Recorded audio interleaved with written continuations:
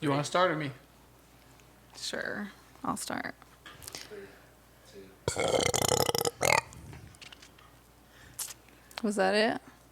I think that was it. We're live. Hello. I love it. We should commit? Yeah, let's do it. We had everything going against us. Yeah, we were young. We were broke. We didn't know anything about business. We literally started from nothing. We were never supposed to make it. What is up, everyone? Welcome back to Win Anyway. This is season 3, episode 1. Yes, season 3, episode 1. It's been a little break, and we don't plan to take that long of a break, but it's been a busy last 8 months, and we've grown a ton, and hopefully you have too. Yeah, now we're back to it. Yeah, so season 3, episode 1, we're coming in with a topic that is, I felt like it was a topic we had to start with. I don't think we've actually ever covered it. I don't think so. Yeah, a lot of, this is going to be a little bit different, but it's a topic that's very Close to our hearts. It's very personal for us. especially right now. And so we're talking about, what are we talking about? We're talking about generational wealth and how to establish it and why it's important, all of the good stuff. Yeah, why you should plan for your future, the different concepts that you should include in that planning, and why it's so important. So in the last 3 months, 4 months, we've lost 1, 2, 3 teammates, and then a very good, close to us client. That wasn't a teammate.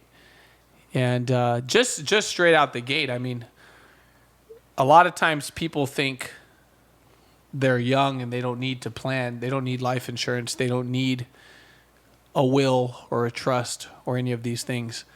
And if we were just to list the ages of the people who've passed, our client who died was only 54, was extremely seemingly healthy, 6-pack, dirt biked every day, mountain biked. Always in the gym.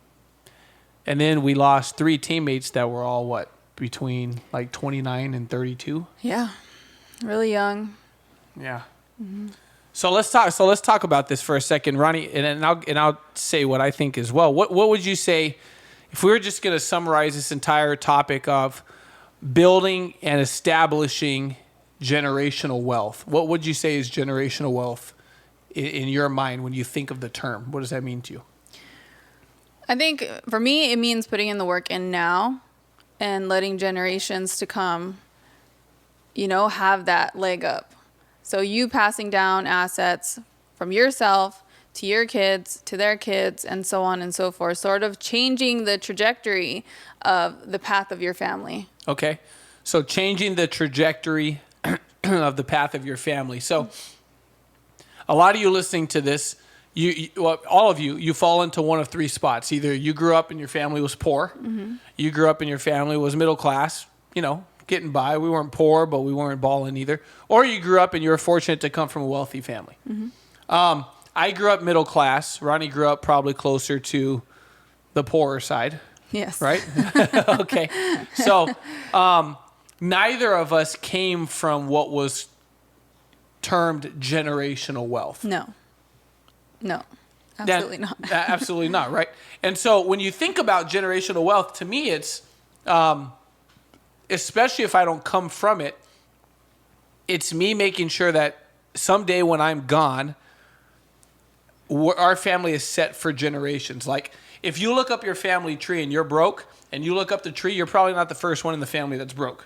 Right. Just like if you're rich and you look up the family tree, there's a good chance you came from money and it passed on to you. So for me, not coming from money, generational wealth for me means that this is where that stops.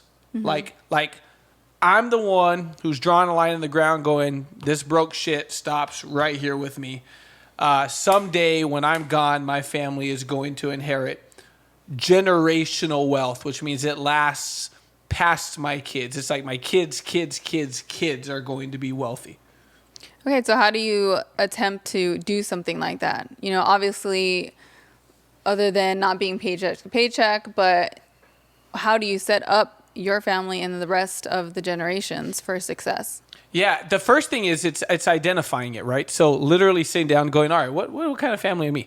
What kind of family are we? When I sat in a meeting once, the first financial planning meeting that I ever showed up to, they said there's family A, there's family B. Family A, middle class / broke. Family B, wealthy. And I looked at family A, and I'm literally sitting there, and I go, dang, that's me. Mm-hmm. That's literally me. I never knew. You know, the funny thing is when you're broke, you're not always conscious of the fact that, hey, we're freaking broke. Because it's all you know. And most of the time, the people you spend time with, your families, right? Your family hangs out with this family, and you're all sort of in the same situation. Exactly. Mm-hmm. So we were broke.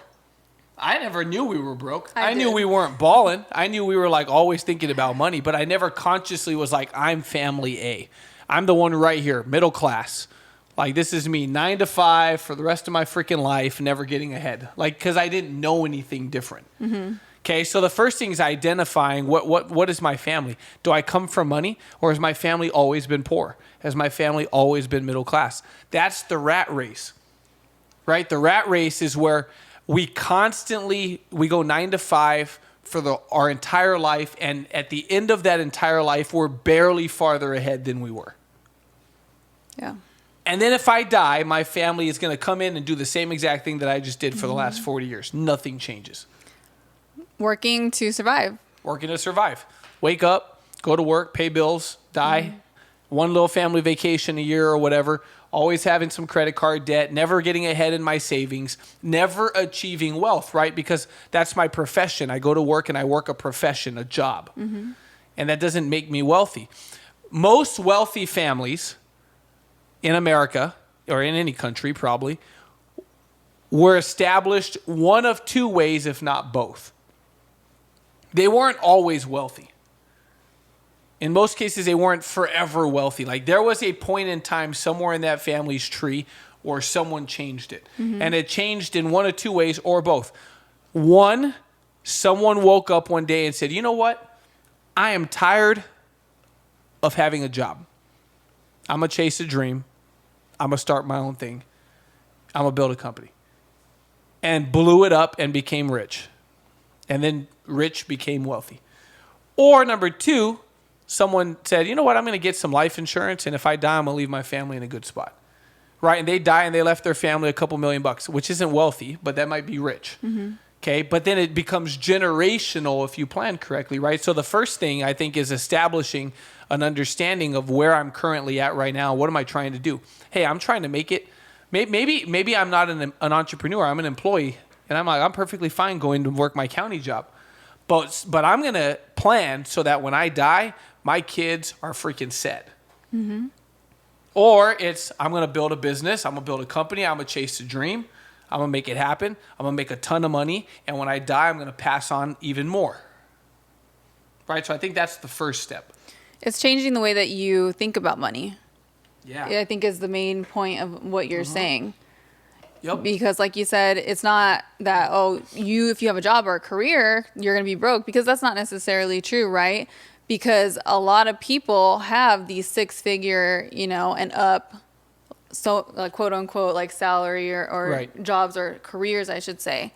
But it's the mindset you're talking about, which is I want what I'm making. I want to grow it and I want to pass it down. Yeah. And it's not taught. The conventional education system doesn't teach that. And so most people, they just do whatever they already know, which is I'm going to work hard. I'm going to go to school. I'm going to get good grades. I'm going to go to college. I'm going to further my education so that I could get a career that pays me good and gives me benefits. And then I do that for 30, 40 years. And then I die and nothing changes behind me. Mm-hmm. That's the whole thing about, that's the thing about when you're not financially literate and you haven't studied or you haven't learned or no one's taught you, is that, and maybe some people don't care, But for me, I think about it. I go, nothing changes behind me. Nothing changed for my family. I died, and my family just, they still keep doing their job, and I'm just gone. You know. So building generational wealth, I think, is first. It's changing the mentality of, it's just thinking about it. Can I think farther than today? Yeah, absolutely. You know, do I want to be the one who says this is where things change? You know, and someday when someone does their ancestry test and they go, hey, who the hell was this Jay guy? Like, oh, that's when shit changed for us. Like, that right there is where it happened. Is that how it's going to happen? Hell yeah, that's how it's going to happen. Are you They're not kidding going me? to have no idea who you are. Just they're going to have my picture on the wall. DNA test. They're going to have my picture on the wall for sure. Yeah, with the long hair. With the long hair. They're like, I don't know what he did, but he did something. But that's the thing. That's the thing. So let's talk about, because I've seen over the last couple months different storylines play out when people die. Mm-hmm. So, for example, our first teammate who passed away was new on the team, and when she died, she had applied for life insurance, but it hadn't gotten approved. She came in sick on the team. Did she? Mm-hmm. Okay, I didn't know that.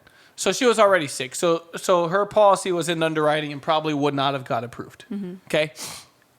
So she passed away with no life insurance. Her husband actually ended up needing to move out of their place and back in with the parents, and now taking care of the kids, and he's working night shift, and just, you know, it's just, this shit sucks, man. Yeah. It's a reality of it. They're not doing well financially because they went from 2 incomes to 1, and there was nothing there. Not of any fault of their own. It's tragic. It was terrible. It's just, yeah. In fact, the day that she passed, his policy got approved. You know, and so now he has something, right? And she had applied for something, so they were doing their part. It's just bad timing and just bad set of circumstances. So someday, God forbid, something happens to him, his family will be in a very much better position. Mm-hmm. You know, and he's doing what he needs to do as a father to take care of his kids. Mm-hmm. Our second teammate who passed away had $750,000, so $750,000 of life insurance. Yeah, we're going to take that money, put some money in savings. We're going to take care of the daughter and the husband, and it's going to be a really good situation for their daughter going forward. For their finances, yeah. The third, who passed away, had $1.7 million in life insurance. Mm-hmm. And that process is playing out, and same thing. Here's the deal. The first step, I believe, that middle America is just completely uneducated, because nowhere do they teach the importance or the value of what owning life insurance can do for your family. Yeah, I had no clue. As a young adult, I still had no clue. Yeah. We only know because we started working in the industry. Exactly, yeah. Life insurance is like the most beautiful, powerful tool that I believe exists, that we all have access to on a daily basis. Mm-hmm. It's that thing it's the last gift that you ever can leave behind for your loved ones. Mm-hmm. Yeah, I don't know if the beneficiary is the right word, because it's not technically what happened, but my grandma raised, me and my siblings. And at some point and sometime in her life, she never mentioned it to us, but somebody sat down with her and, got her some life insurance. And so when she passed, in her will, her trust, it was divided amongst, her grandchildren. And like Jay said, it was the last gift that she was able to give to us. And that gift, it wasn't a crazy amount, it wasn't like $1 million. How much was it? To each one of us, I believe it was around $14,000. $14,000. But what did that $14,000 do? Yeah. But I grew up on welfare. So $14,000 was like ball out. To me, I still feel like it's a lot of money, but at the time it was the most money I had ever seen, let alone seen in my bank account. And I held on to it for a while because I'm like, this is a lot of money. This is a gift that she gave me. I really want to be very conscious of what I spend this money on. And we decided, because at this time, we were married, we decided we want to open up an office, right? Our very first office. We had just started in business. Just started. So this was like my heart, pounding in my chest, like signing the check, knowing that that was like my grandma's money. And, but we made a promise. We said, hey, we're going to pay it back. We're going to pay it back into the account. With 50% interest. With interest. 50. Because this is grandma's money. Yep. And it's crazy, today we have agents all across the United States. We still have a physical office, but it's so insane what the gift that she left me did for our lives, for our careers, for our teammates, for their teammates, for their families, and the trickle effect, it just goes on and on and on. Yeah, I mean, to be blunt, we've made millions of dollars over the last decade, and it started from that money that your grandma left behind. If it wasn't for that, we wouldn't have been able to sign a lease. We wouldn't have been able to start an office and start building a team and doing any of the things that we did, because those are all things that we had to qualify for. Mm-hmm. And the only reason we qualified is because we had a little pile of money sitting in the bank. Yeah, and that was a gift from grandma. We never charged a single thing on a credit card. Never, so not we never once. had to go into debt to open up this office. It was the best decision I think we ever made when it comes to money. The thing about life insurance, though, because my grandma had, I think, 50 grand, but I mean, there's a couple things. The one is that most people, when you look at if they have life insurance, they don't even understand what's the right amount of life insurance. What's the right type of life insurance? Should I have permanent? Should I have term? Should I have 50 grand? Is that a lot? Or should I have 500,000? Or should I have 10 million? It's not really taught. And so if you look at the majority of people, they fall into one of three categories. They either have no life insurance, they have the $50,000 that they could get from their job, or maybe 3 times or 10 times their salary or whatever. And that's not a lot either. Or they have it's tied into their car insurance somewhere. Bundle. In a bundle. Or they bought a policy on the side from a company that I won't mention that, a lot of people end up having life insurance from. And it's cool. It's just overpriced. And so when you look at the majority of America, they don't even know. I ask people all the time that have life insurance, I say, did someone teach you how to purchase life insurance correctly, or did you just get sold something? Mm-hmm. And the reality is usually they get sold something, and you go, well, what type of insurance do you have?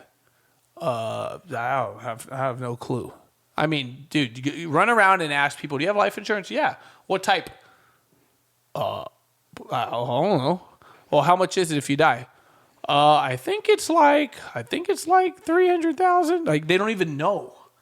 They don't even know why. Someone just sold them something, or they think they have it and then they don't even have it. It turns out they don't even have it. They have accidental insurance where they have to die and get their arm chopped off, or it never pays out. And so people are just so uneducated on it and ignorant to the right amount of life insurance, the right type of life insurance. And it's not their fault. It's just, how are you supposed to know? Yeah, I thought life insurance was to pay for funeral costs.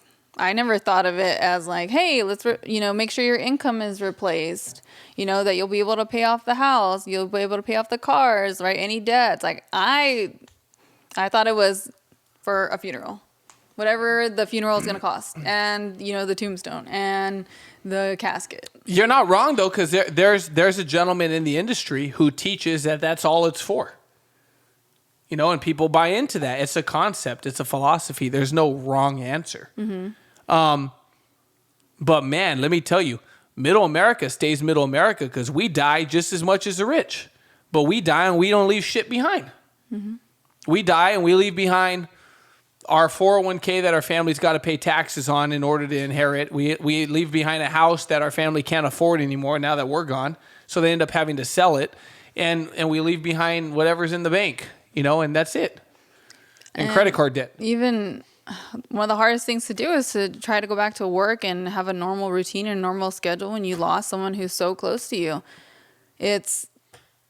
You have to go on, because you have to. Especially if you have kids. Yes. And then you have to go back to work. Like my client whose husband passed away, thank God she doesn't have to go back to work. She's been a nurse for 30 years. She's still young. She's got a 19-year-old, a 17-year-old daughter, and a son who I think is 15 with special needs. And the fact that now she doesn't have to go back to work, we take the money, we put it somewhere else. She's set. She's set. She has some liquid funds for emergencies for the meantime. And she had a really good support system around her that pitched in a lot of money when her husband passed so that she didn't have to worry about anything. But that's not the case for most people. Right. Most people, someone dies and life goes on, whether you like it or not, and it still costs the same amount of money as it did when your spouse was here, but now your income got chopped in half. And you got to go to work, and it's just a nightmare. So, on life insurance, real quick, just a couple things. What's the right amount? How do you even know what the right amount is? Well, there's a formula. It's called right? like an acronym. DIME. Yeah, an acronym. Yeah, DIME. So DIME is what? So D stands for debt. Covering your debt. Right. How much House. debt do I have? House, right. Loans. Yeah. Cars. Whether it's house debt, credit card debt, student loan debt, car debt. Any debt. Like where am I liable, and who do I owe money to? Besides my cousin, and maybe you include that, but who do I owe money to that's still going to want the money even if I'm dead, right? And then income, 30 times your annual salary. Yeah, 20 to 30. 20 to 30. Why 20 to 30? I'll give you a quick example of something real fast. I was talking to a gentleman who makes about 40 grand a month. So he makes good money. Wife is a stay-at-home mom. A couple kids. 2, if I remember correctly. He tells me he's got $1 million of life insurance and that's enough. I said, all right, hey, $1 million is a good amount. A lot of money. It's a good amount. I said, so question for you. If you died, is $1 million enough? He goes, well, I think so. I've never had $1 million in my bank account. And I said, all right. So let's just play a quick little just hypothetical scenario. You die, we take $1 million, and let's pretend that your spouse didn't need any of it. So we got the whole $1 million, right? Because life insurance is tax-free when they pay it to you. You get $1 million, it's $1 million. There's no tax. You get $1 million, every penny is there. Let's say that your wife didn't need any of it. So we take the $1 million and we go put it into another account that spits out a guaranteed 5% for the rest of your wife's life. That's easy. You could get that almost anywhere. He's like, okay. I said, so question for you. That would pay your wife a year 50 grand. Mm-hmm. But right now he makes 40 a month. Exactly. So I look at him and I go, 50 grand a year. $4,166 a month. It's a big lifestyle change. Can your wife live on that? And he looks at me and goes, hell no, our bills are 15. I said, okay. So then I got a question for you. Is $1 million enough? He's like, well, I've never looked at it like that, but now that I see that, no, $1 million's not enough. I said, so if your bills are 15 and your lifestyle is 20, that means you need about 4 to 5 million in life insurance to maintain the current level of living you're having now. But your wife will still be short 20 grand of what she had while you were here every month. And he looks at me and he goes, dude, how did no one ever tell me that? I said, I don't know. No one ever tells anyone that. That's why we exist. That's why we do what we do. The rich know that already. They have life insurance and assets and things in the amounts that they're leaving behind piles, forklifts of money. And the family's getting richer and richer and richer. When the rich die, the rich get richer. What happens when the poor die? Well, a lot of times they get poorer, or they pretty much stay in the same spot. You have to pay for some sort of a funeral, so you go into debt. And if you take any time off of work for that funeral, again, like your bills aren't being paid. So it can be a very slippery slope into more debt. Yeah, into more debt for sure, right? The last thing I want to cover we didn't finish the other ME. Oh, we didn't, huh? Oh, someone would have put in the comments. Mortgage, right? I forgot about that in the beginning. So mortgage. So and E would be like education, estate planning, inheritance for the kids, whatever. So like if just hypothetically, if I made $110,000 a year at my job, okay, and let's say Ronnie made $110, but let's just go with me. If I made $110,000 a year at my job, and so I probably have a house that costs, like in California, $700,000. Yeah. Okay, so let's say I owe like $500,000 on the house, right? So then I'm gonna automatically, I would want $500,000 life insurance so that if I'm dead, Ronnie could write a check to the bank and pay off the house and never have to worry about a mortgage again. So there's 500. If I'm making $110,000 a year, 30 times that is 3.3 million.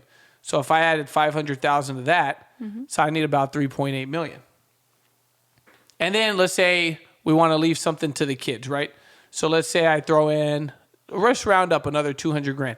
So it's safe to say that if I'm making $110 a year with a house, with a mortgage, and I want to leave my spouse and my family and my kids in a really good spot, $4 million could be a reasonable number that I could get approved with at a company. Yeah, and you could have some peace of mind. Right. Now, I'm not going to get approved for $40 million. They're going to look and go like, bro, I don't understand why you need $40 million, right? It has to be suitable. It has to make sense. It's got to be kind of in that acronym that we talked about before. But the other thing that I need is not just life insurance. I also need a will and probably a trust and some sort of an estate plan. Okay, why is that important? So many different reasons, but if you want to make sure that the people you love are taken care of in the way that you intended them to be taken care of, especially if you have kids, you've got a house, there's tax benefits to putting things in trust, right? To make sure things get passed down the way they're supposed to without going through probate, having to deal with any lawyers in that sense, then it's the best thing that you can do. I experienced all of this over the last couple months. When people passed away and family feels like they should have gotten something. They're entitled to something based on the quality of their relationship or the amount of time invested into this person or whatever it may be, where people are fighting over money. Fighting over who's the beneficiary, who's the power of attorney, who's the medical power of attorney. Like all of these things I experienced, and it got really, really ugly. I mean, really ugly, like police involved ugly. And it was over different things. Part of it was over money. And then it was over, when someone's not conscious, who makes their decisions. Then it was over, whether or not people just want to let people die for the payout. And it just got so bad. And while I was there, let me tell you what I realized. I go, man, this is why everyone needs a will and a trust. Because that would eliminate all of this. People could still be upset, but they can't say anything about it. They could say anything about it, but it doesn't mean anything's going to get done. Right. And so it's so important. So here's the whole point of this podcast and why we did this episode. If you're listening, you should probably revisit your current plan. And here's why you should revisit your current plan. The same way that we upgrade pretty much everything else in our lives. My grandma passed away and left behind $50,000 of life insurance. What that probably means is that she bought it a long time ago and never revisited it afterwards. Yeah. Because $50,000 when she bought it was probably a lot. $50,000 when she died was nothing. And so a lot of people that have life insurance, even if they got it through an agent somewhere, haven't revisited it in a long time. So then when you ask them, hey, what type of insurance do you have? Do you know a company it's with? How much is it if you die? How much do you pay? They're like, oh, it's a term. Okay, for how many years? When does it expire? Like, they don't know. And the reason they don't know is because their agent did a quick sale and never went back. And so if you're on this and you're listening, here's the one thing I will tell you, because Ronnie and I care, and because we did this with ourselves after losing, 4 people that were close to us in this last year, is sit down and revisit your own. When I opened this policy, how much money was I making? Okay, how much am I making now? Well, then I probably should have added on.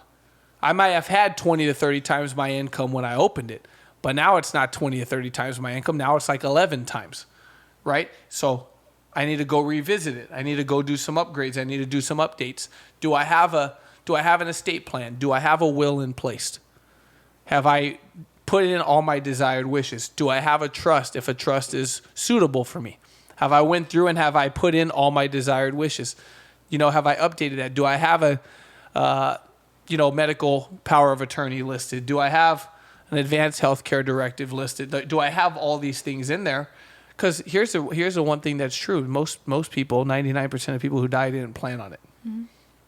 Yeah. And unfortunately, 98% of people who died also didn't plan entirely for it.